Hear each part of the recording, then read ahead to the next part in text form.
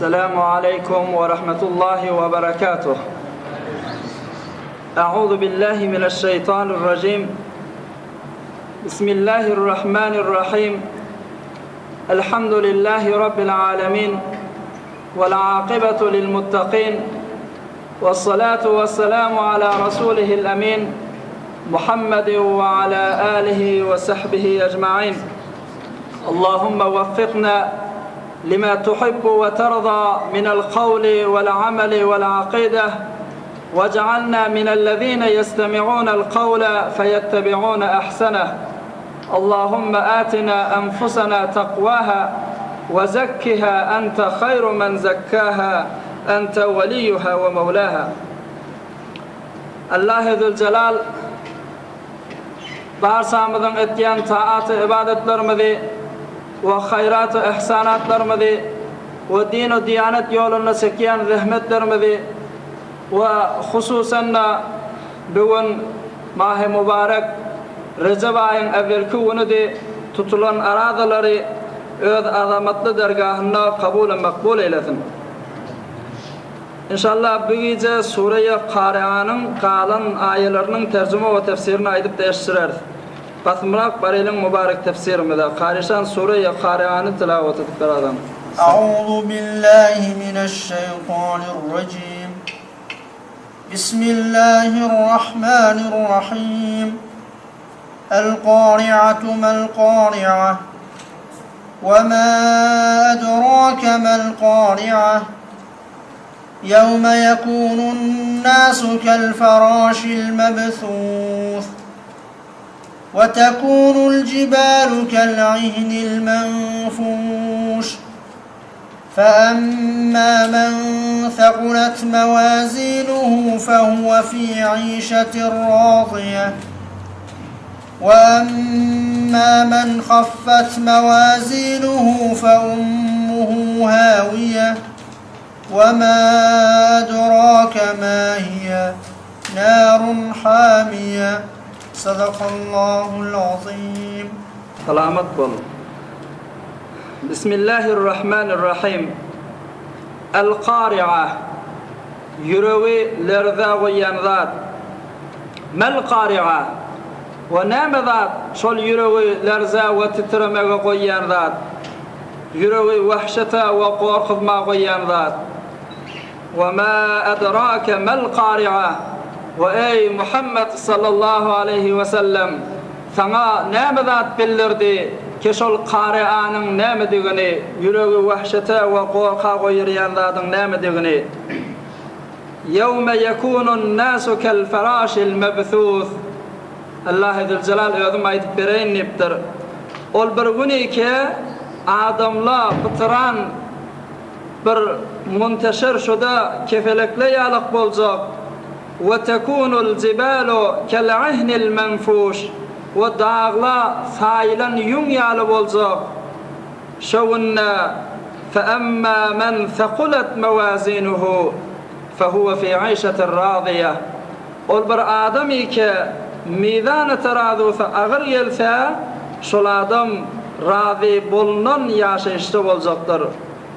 وأما من خفت موازينه أما أولبر آدمي كميدان ترادو في ينغل يلثا فأمه هاوية ونن إزثي هاوية ديان جهنم در. وما أدراك ما هي أي محمد صلى الله عليه وسلم ثنا نام ذات بالرد كهاوية ديان ذات نام دغني. خدای تعالی ödüm ayet bereyni niptir.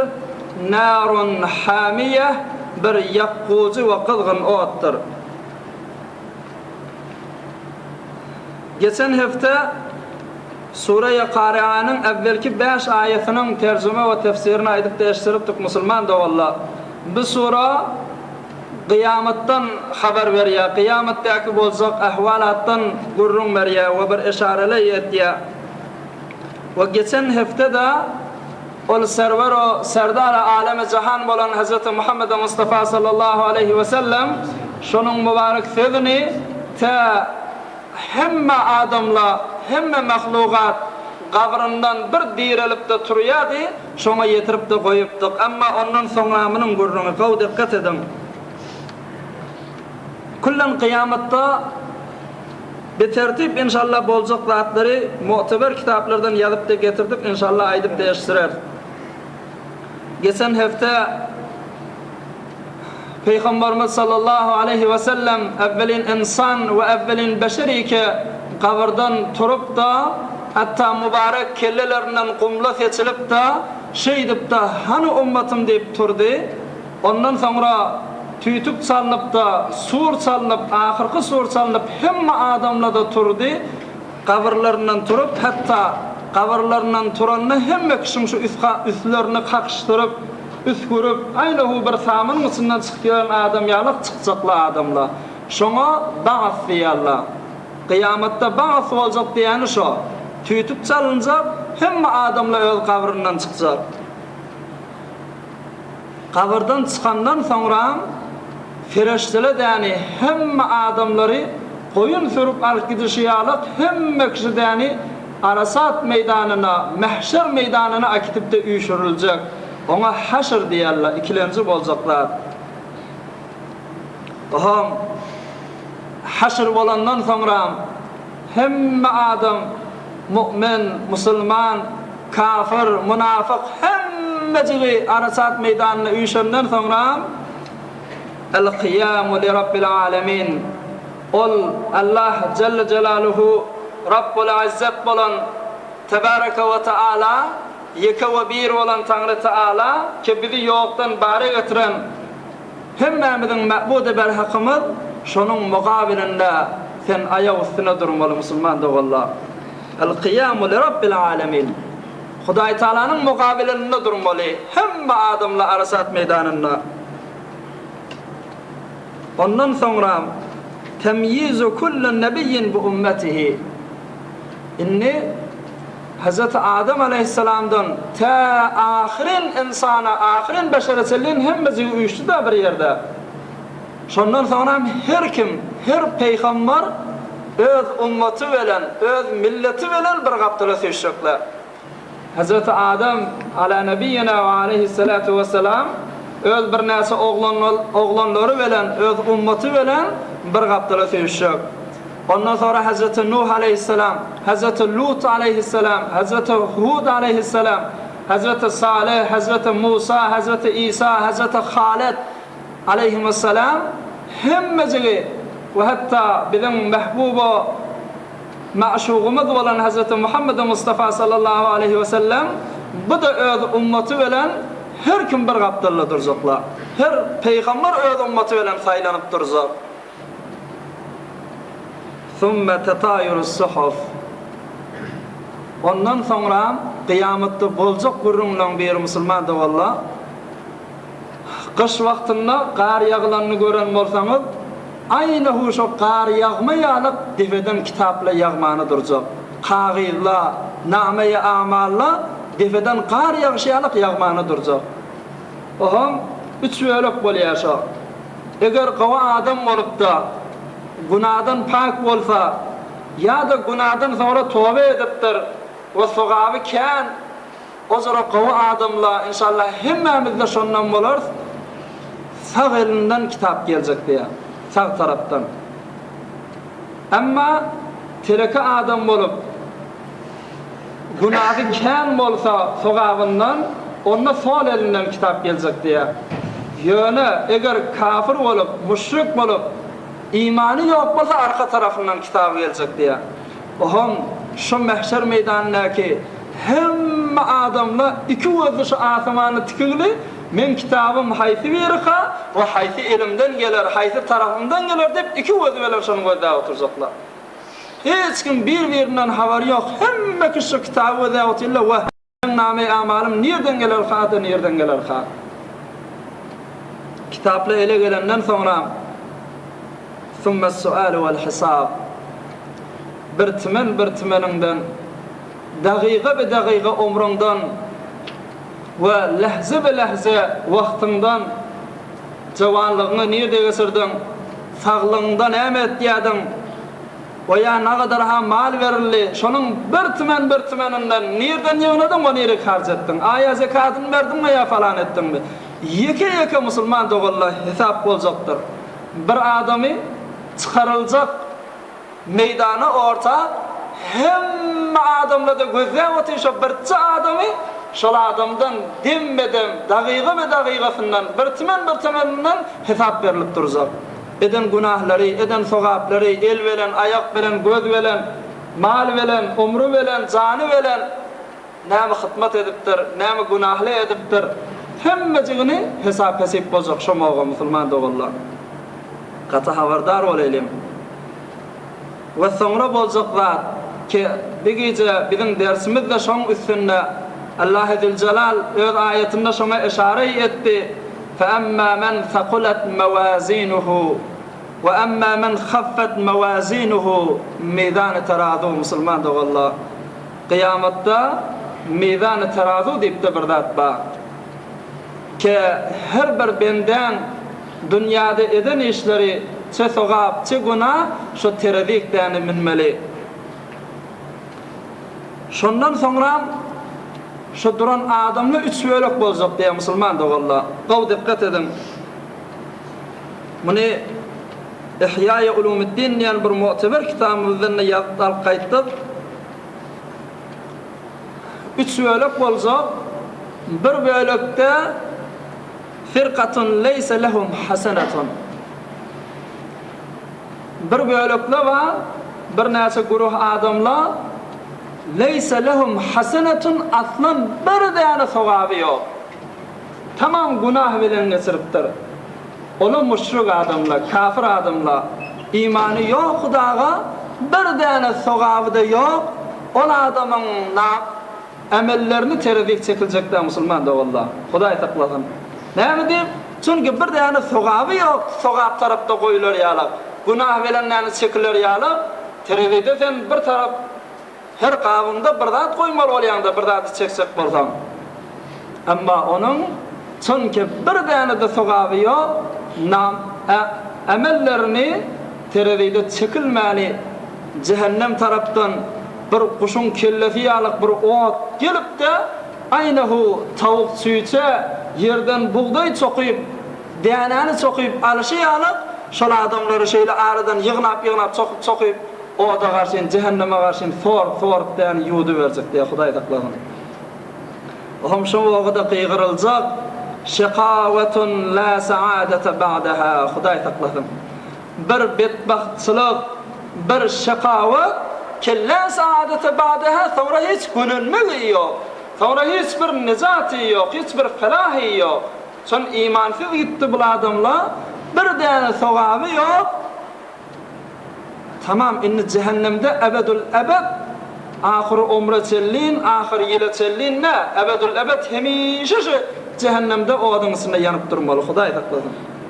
Şaqawatun la saadete ba'daha diýip qygyryljak diýe. Hudaý Taala şu kısımdan hiç verimizi hanawadamız bilen, owamız bilen ümmeti Muhammedine aylandyrma bolsun. Amma ikilenci böyle kısmın ahir la seyyi'ate lehum. Razaqanallah. Aslın bir däne günah yok. Evvelki guruh bir däne sogapları yoktu. Amma ikilenci guruh bir däne günah yok. Tamam sogap bilen, ibadet bilen, paklik bilen geçipdirler. Günah yok bolsa da ýygynden tawba edip günahlarını ýuwupdirlar. İkilenci bölek de şola bolacak musulman da vallahi. Hudaý Taala hemmemiz şu bölekden etsin. Aham cennetten ferişteler ma'mur bolup da gelip, muň istikbalyna gelip şu ikilenci guruh adamyň şondan näni behterin egin maşla bilen bedäp cennete garşyn, beheşte garşyn alyp barjaklar. Şoma wagtda qygyryljak saadetun la şaqawata ba'daha. Bir saadet, bir gönülmeli-ki hiç mağa inniden böyle bir şaqawat, bir qyynçylyk, bir narahatçylyk we bir bedbahty ýok diýip de şol adamlara qygyryljak. Amma üçlenji bölek üç bölek bolýar dedik musulman da vallahi. Evvelki bölek bir däne sogap ýok, ikilenji bölek bir däne günah ýok. İkisiniň de amellerini çekilmeýär. Sogaby kän bolup bir däne günah ýoklar da mizan tarazuk amelini salınmaýar. Son günah gapdaly hiç tat ýok günah tarafynda. Amma üçlenji we humul aktharun adamlar köpüse şu üçlenji welekden bolsa halatu amalan salihan we ahara sayyi'a. Sogap emellerine günah da garypdyrlar. Günahlarına sogap garypdyrlar. Mahlut hem günahı var hem sogabı var. Ol adamlar üçün mizan tarazuk gurulacak musulman dogallar.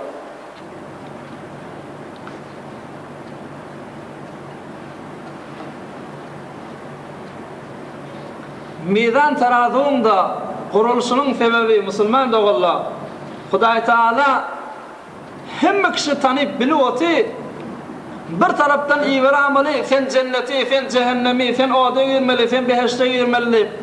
Bir taraftan hemme kişinin qawdygyny, telekedigini, günahyny, sowabyny bilýärdi. Ýöne onda da şoň amellerini öz gözüniň öňünde teredide çekse. Näme diýip? Sonki şomoga adam aslan eden sogaplarının bir seýada düşükde, günahlarının da bir seýada düşükde. On Hudaý Taala sen cehenneme gitdiýse we men näme dip cehenneme barýan? Bu zulüm bolýar kim dip etiraz etmesin bende.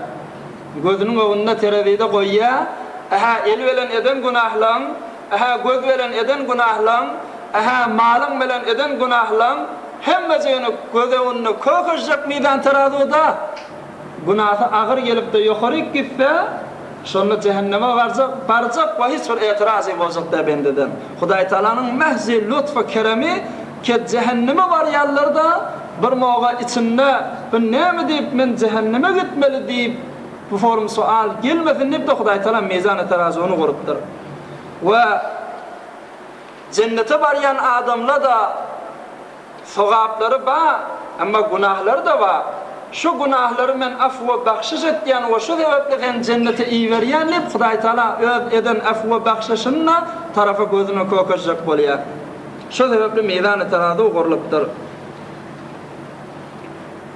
Aham ýöne şomoga gaw dikkat edin. Şumatlamdan bilmeli zadymyz musulman dogallar. Şumatlamdan gaýgatmeli zadymyz. Hemmemiziň de öwümizde bar. Hemmemiziň de maksudymyz, ahyrymyz şol. Sen günahyny sogabyň ýuwup aýyrýar. Gaw dikkat edin. Meselen bir adamyň sogap terediden 1000 däne sogap bolsa, amma günahı 700 däne bolsa, şo 1000 dänenin 700 dänesi şu günahlary ýuwup aýryp da sen sogabyň 300 däne bolup galýar. Oham şu sogaplar bilen cennete girýän. Hudaý Taala af we bagşyş etse, sen eden günahlaryny sogaplan ýuwup aýyrdy. Indi sen cennete gidivermeliýär Hudaý Taala. Nagat lütfü bagşysy Hudaý Taalanyň sen günahlaryň sebäpli ýanyp görmeliler. Sogabyň kän bolýan bolsa, sogaplan günahyny ýuwup aýyrýar. Amma Hudaý saklasan günah 1000 dänemiş meselen bir unwany misal aýtýar. Sogabyň 700 dänemiş. 700 däne sogabyň günahyň 700'ini aýyrýar. Amma aňyrda 300 däne günah galýar. 300 däne günah üçin cehenneme girmeli tä şo günahlaryň tökünýänçä. Şoň jezasy berilip bolunýança. Ve hatta günah meselen 1000 dänemiş. Sogabyň 999 dänemiş. Birji däne galypdyr. Sogabyňdan azmış günahyň, sogabyň günahyndan azmış. Şonda 999 däne günah ýuwurýar, amma birji däne günah galýar. Şomoga diýdi öz ogluny ýalwarzak, dogana ýalwarzak, öz heleyine ýalwarzak, ki birji däne sogabyňdan birasan men cehenneme girmäni beheşte girsem de diýjek, amma omoga dogandan gaçsak, ena atadan gaçsak, qyýdogul ena atadan gaçsak, şoguny şomogadyr musulman dogallar. Ýöne bir zady fikir edip görsek musulman dogallar. Hudaý Taala şu ummata naqat fazilat beripdir. Naqat derece we maqam beripdir sowabyn ýokary kaldyrmana. Şu derece we maqam bilenle ýene bir bende cehennemi bolýan bolsa waqan haqy, waqan adalet şey. Gaw dikkat edin. Şu ummatda bolýan zat musulman da walla. Bir bende günahını edeyin deyipde yüreğini alsa kast etse günah yazılmaya. Bir adam hay şu şarabı içeyinle gıybet edeyinle deyip şu yüreğini allayıp günah yazılmaya. Her haçanla şol emeli barıp etse birisi dene günah yazılıyor. Ama sogap taraf beyle de. Sogap tarafı hay şu giyce turup 2 rekat namaz okuyayın deyip yüreğini allan bir dene sogappa. Barıp da ettin, on barabar değer başı tezmin şoda, Kur'an bilen sabit şoda da on barabar sogap beriliyor. Mesela sen 2 rekat namaz okuysan, sen name-i amalında şıladım 20 rekat namaz okullu deyip yazılıyor. Değer başı Müslüman da oldu, on barabar olmalı. Ama mesela şu Receba yalak, veya inniki Şaban'a yalak, veya ondan sonraki Ramazan'a yalak, 2 rekat namazın 2000 rekat sogap yazılıyor. İnni ol kıyamet arasat meydanında sen şu dünyada yaşandı günahın tek tek birzi dene yazılıyor. Ama bir dene sogap edinde ondan müngden yazılıyor. Yine de günahın sogabından ken bolsa vakan bedbahtçılık demişsin bu adı. Sen sogabın değeri hoş 10 yazılıyordu. Arada yalıklardan mung deneden yazılıyor. Mung barabar yazılıyor. Ama günahın niyet edende yazılmıyor. Barp edende de birci tane günah yazılıyor. Yine de şu benden günahı sogabından ken bolsa vakan adalettir Müslüman da valla vakan hakkıdır ki cehenneme varıp o da yanmak.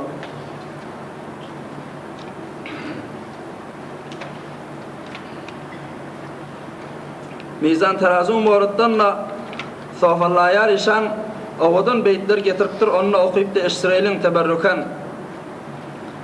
Terazi hak erer ruzi kıyamet anın sıdkığı nazil bolla ayat. Mizan terazi kıyamette bağdat diptir. Kur'an'la ayetla aydı vati ve neda'ul mevazine bil qist dip şu form ayetla va. Biler Tanrı egerse halimizni terazuğa salar a'malimizni. Huday Teala bilivati hemme adamı ama onu da terazik salya yankı etken delilimiz sebepli. Kılar agah kulun kılmışlarıga yetişmez akıl eygamının işleriga terazu bariga ikrarımız va nesik erganiga ney karımız va. Şulada dikkat etmeli adamız Müslüman da valla. Bir nesile bidirek fikirli oklayandır. Hifen 2 rekat namazını ne forum haydi teradi bilen çek görmeli. Hani vezni vamon cisimdeki modiyalla.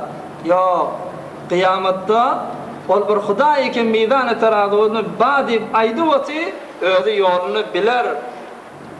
Hatta bizim akidamızda ehl-i sünnetin akidası Müslüman da valla.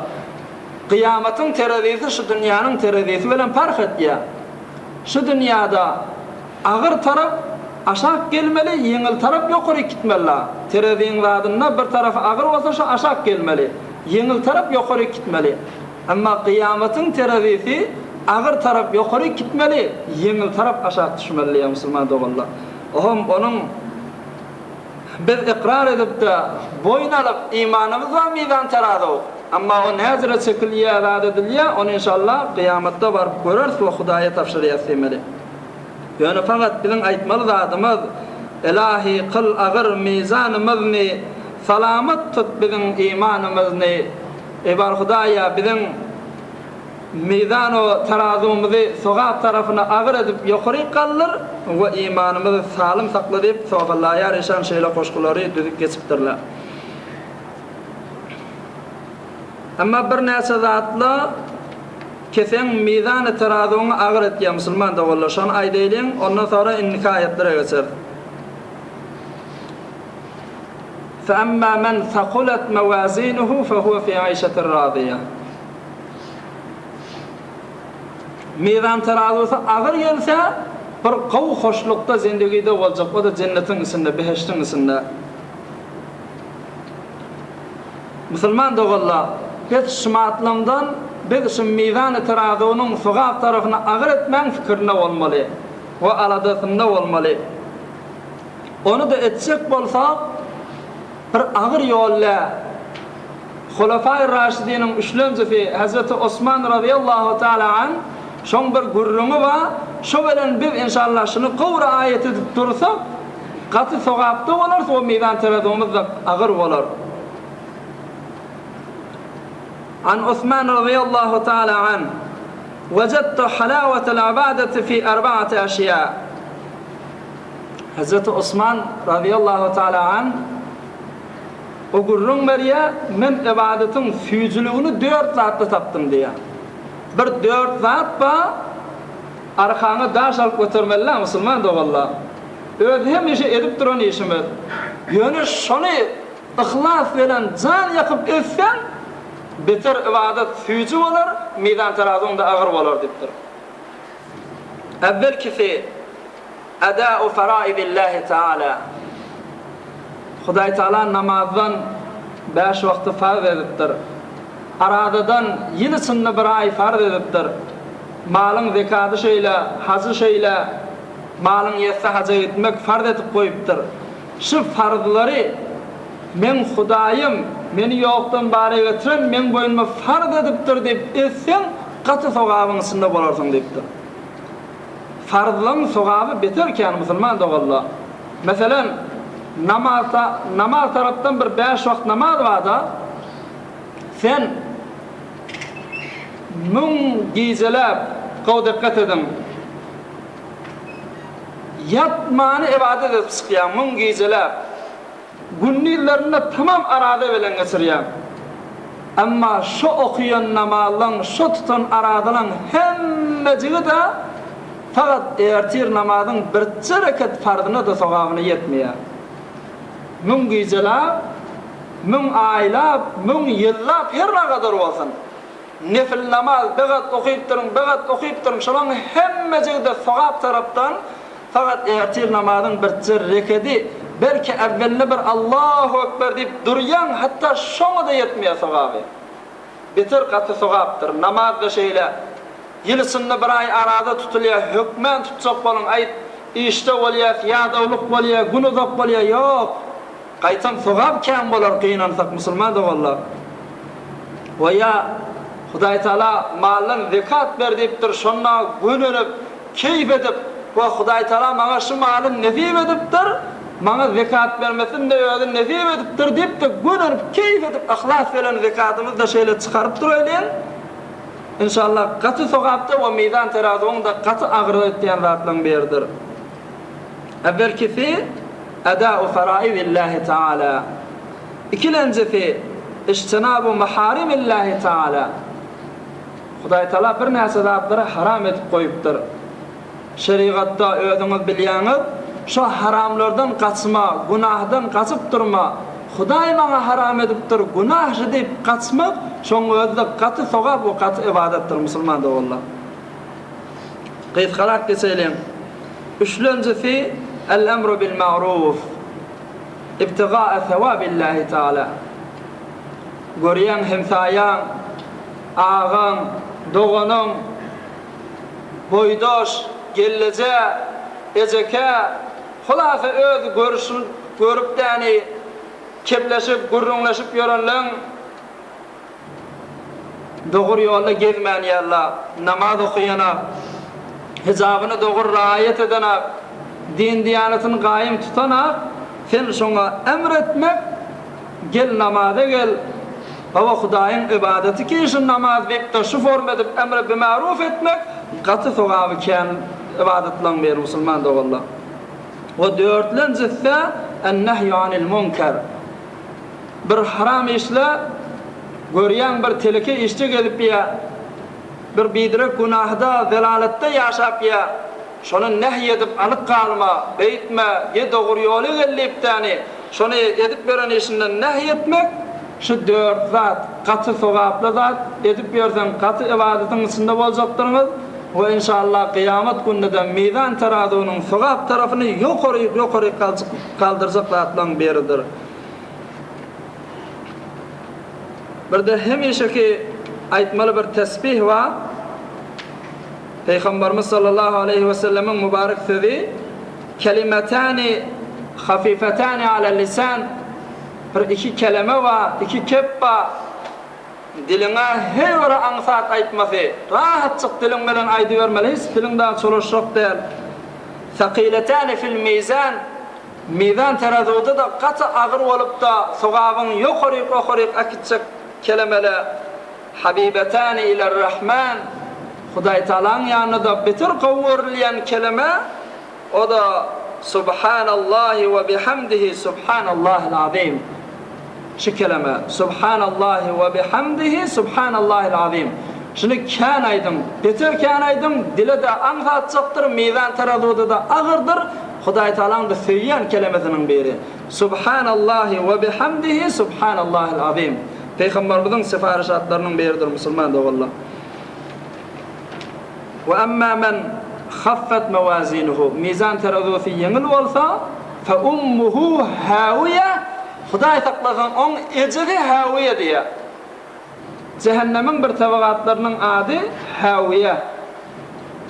Şumat bir eje oglany näzere kujagyna alyp kujaklaya, hawiye diýen cehennemde şoforum şu günahkary mizan terazusi ýeňil gelip täne aşak düşeni şonu däni kujaklap özüne çeksekdir. Ve ma adraka ma hiye narun hamiye. Hawiýanyň nämedigini näme bildirdi? Bir gaty kızgın ýakgozy otdur diýär Hudaý Taala. Hawiye diýen cehennemde cehennemin bir tabaqatlarynyň biri musulman da wallah. Gaty omgu da kän, hatta şoň defesinden bir däne daş oklasaň 70 000 ýyldan soňra şoň aşagyna düşýär diýär. Beter şu form wahşetnak, beter gaty ody da güýçli şu form cehennemden biri ki hawiye şoňa gitmeli. Eger meydan terazyň ýeňil bolsa Hudaý takladyň. Ham Peygamberimiz bir gurrun aýtýar. Meselem bir bende Huda dünýäden geçdi. Ruhy barıp da öňki aýrylyp da dünýäden geçenleň arasyna barýar diýär. Ham öňki dünýäden geçenler bular ýani täze gelen ruh, indi täze eýesi ölli, ruh täze ýanlaryna geldi. Mundan gelip ýani üşükle soraýarlar diýär. Hayfavadan falanadan ha şeýlemi? O falany nämetdi, falany näjre, falany gowmy, falany öllümi, dirimi? Şu form edip soraşýar diýär, ýeke-ýeke.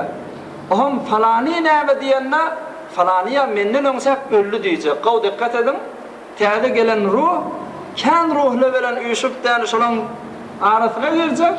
Öňkü ruhly mundan sorajak. Falan ağa wady, falan baý wa, falany wa. O näme hani dirimi diýip sorajak. Olaýtsak o öllü kişiniň araňyza gelmedimmi diýjek.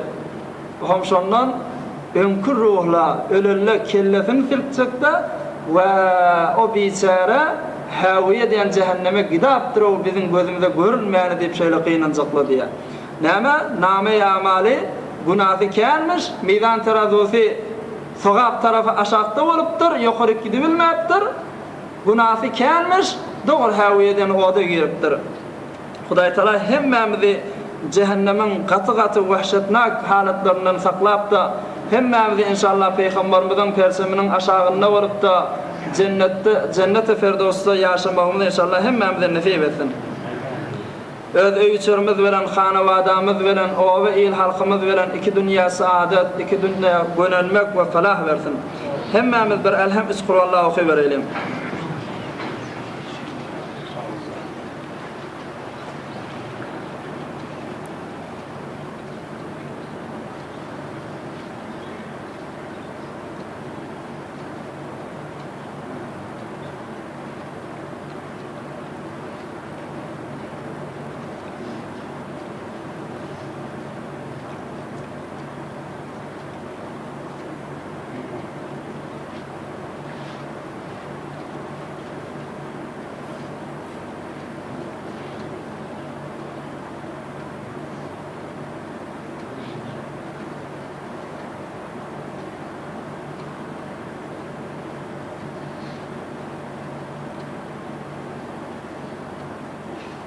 سبحان ربك رب العزة عما يصفون وسلام على المرسلين والحمد لله رب العالمين.